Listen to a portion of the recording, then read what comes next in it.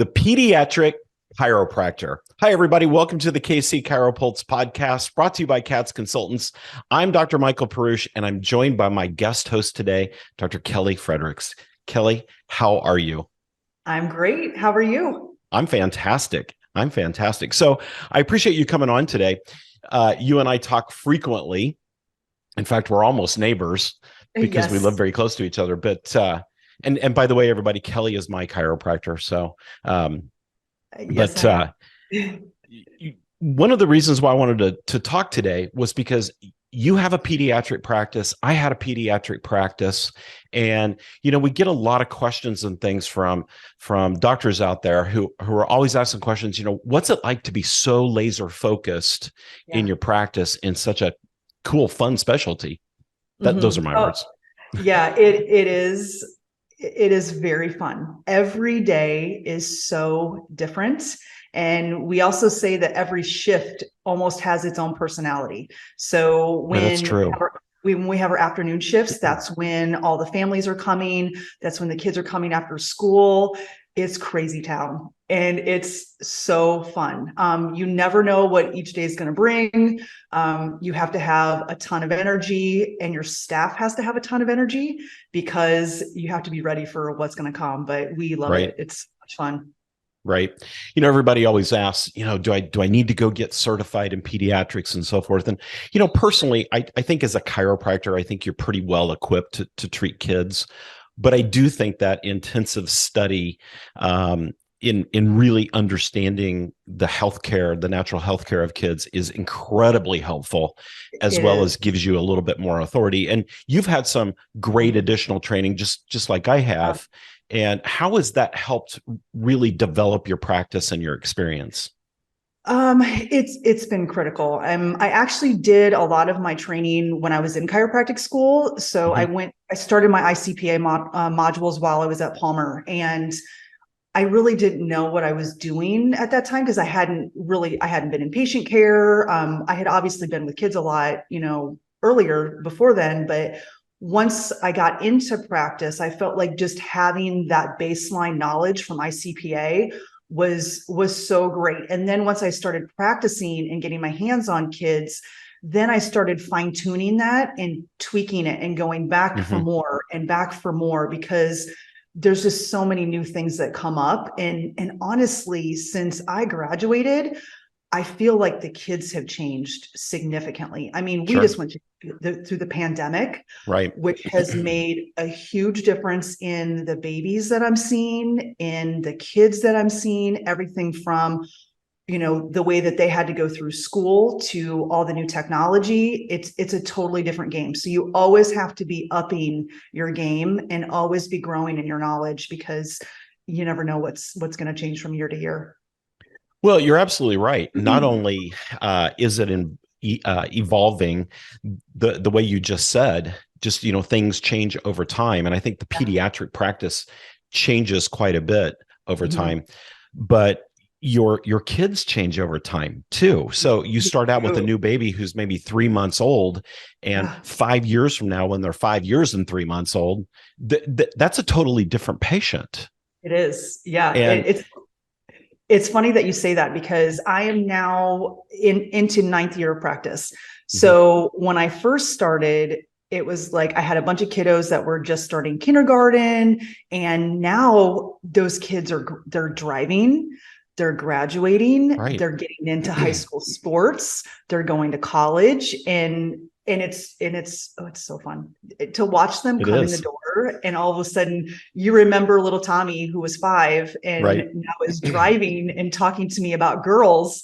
And it's fun to evolve with them and to evolve with the families. But it's a very different patient, like you said, from when you start with them to where they're at now, and they have different needs. That's true. Yeah. And their bodies have changed. And, so you're really not just a doctor who's treating babies. You become really this, I think, very genuine, very natural family doctor approach. Even though we say we're pediatric based, that's kind of the entry point, but you create literally lifelong patients Yeah. I had, I was in practice long enough that I got to see the babies go all the way through elementary school and high school and go through college. And one of my favorite things was when they'd come home from college and, Yeah. I'd hear about all the excitement and things that they were doing in college. And then after college, they'd start their career and get married. And pretty soon they're bringing their own kids in. Yeah. Yeah. And It's to the me, best. that's like the ultimate thing is it's so cross-generational. It's the ultimate practice builder, right? Oh my gosh. Yeah. You're starting fresh, and then all of a sudden you're getting one new patient, two new patients, and you're also getting grandma and grandpa, Right. and you're getting the aunts and the uncles, and it just grows. I started with one woman, came into my practice, and then within a couple of weeks, then all of a sudden she brought her daughter, and her daughter was an adult. Her daughter now just had her first baby. And I'm also seeing all of the cousins. I'm seeing all of the aunts. I'm now starting to see all of the neighbors. And we Right. have It this just big joke going. compounds. Yeah. I said, we're going to have Thanksgiving at my office because like the family dynamic has gotten so big. I love it. But it's great. It's so rewarding. And it just gets you out of the monotony of the back pain. Right. Because when you see 4 or 5 adults in a row, and then all of a sudden that kid just comes running and jumps up on the table, it's a whole different, it just shifts your whole perspective on the day. And it's so great. Right. It's so fun. So you just gave me a fun idea. I wish I'd have thought of this a long time ago. Wouldn't it be fun to have somebody come in and paint a family tree on one of your walls? Yes. And then have every kid after their first adjustment, or the moms or whoever, go up and put their name up on the wall. Yeah. And just watch it grow over time. And, I'm glad you brought this up because, we see doctors all the time trying to get new patients and doing crazy things. That's another podcast, but crazy things to get new patients and so forth. And the pediatric based practice is an amazing, not only retention tool, but new patient generator. And you just pointed it out. You get, mom brings in the little one, the 3-month-old, who's got colic, and nobody in the house is sleeping because of it. Yep. And so you help the child with colic. Mom's super impressed. So she's asking, well, what can you do with my 6-year-old? Yeah. Bring him in. Let's check him out.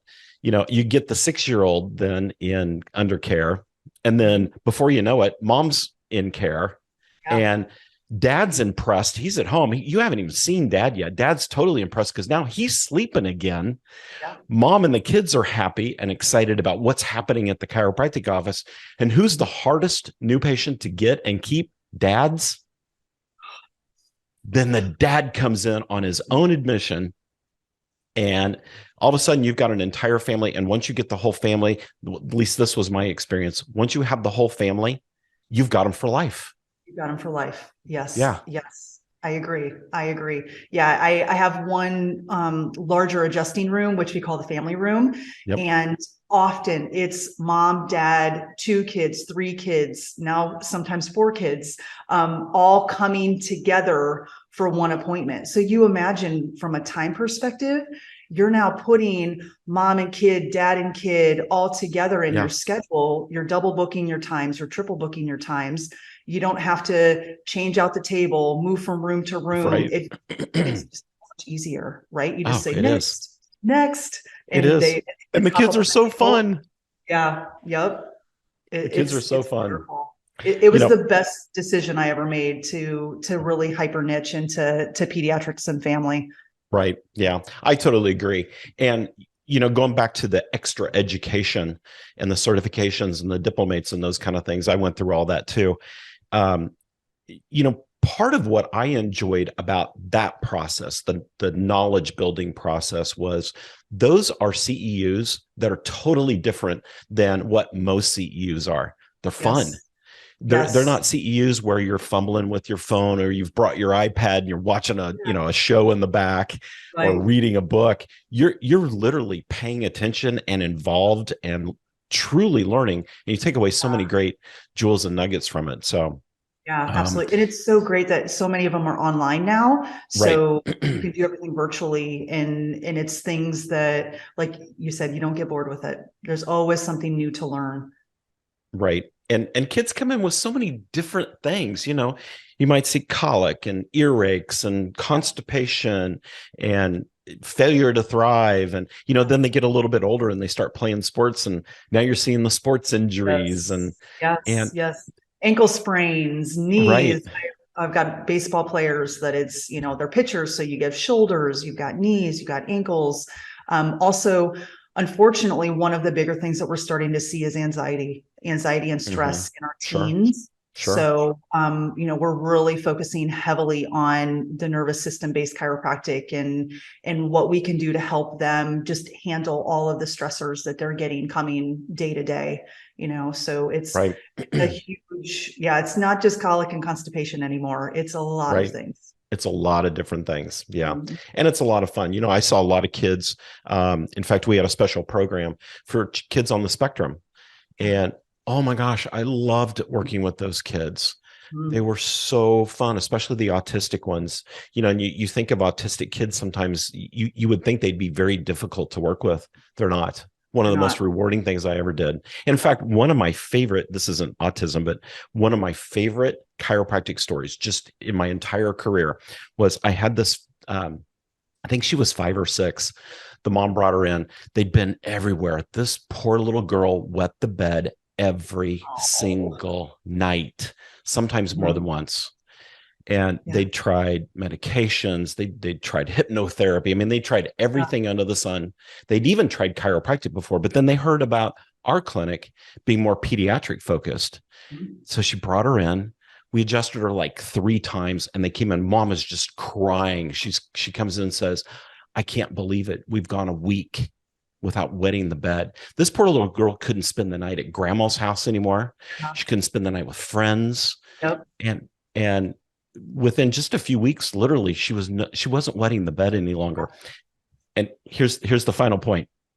The mom told me that the little girl had taken my business card after the second visit, which had my picture on it. And she slept with it under her pillow. Oh my wow. gosh. I mean, that's the kind of things you get from a pediatric practice. I mean, it just goes right to the heart and to the soul. Yeah, definitely. And the thing about the kids is that they're so in tune with their body that they know how good the adjustments feel. And they come running into your office, or they're telling mom and dad, it's time to go to Dr. Kelly's. I need an adjustment. My atlas is out. I love it when the parents come in and they're like, Timmy said that his atlas is out and he needs to come in for an adjustment. But they know and they feel it. I just had a little guy start this week and he has been going to PT and OT for torticollis. And his grandma brought him in yesterday and she was almost in tears because she takes him to all of his appointments. And she said they would be sitting in the lobby of waiting for the physical therapist. And as soon as they would open the door and he would see the PT come out for him, instant tears because he just hated it. He absolutely hated it because it didn't feel good. And when they come into my office, he's all smiles and he's excited good.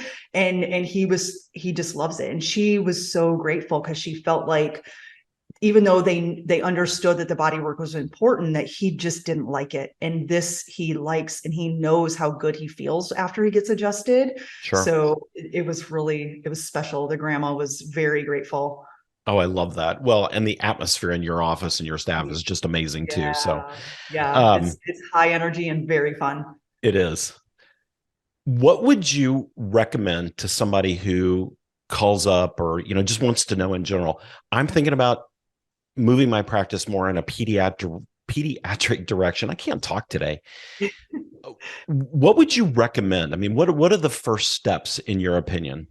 Well, I definitely feel like starting with some training is really important. So start doing your research on the training. So my top ones would be Pediatric Experience with Dr. Ebel, which is incredible. And then also the ICPA courses. So just start looking, start diving into a couple of their CEs. And Pediatric Experience has a new CE course that they're doing at Life University. That's, second to none. It was incredible. I just finished it last year and just did my live last month. I went and finished my live. And so just start little by little diving in and just learning. And then you also have to get your hands on kids. So start with your current practice members, start talking to the moms that you have and just let them know that it's even an option and say, hey, have you ever thought about bringing your child in to have them checked?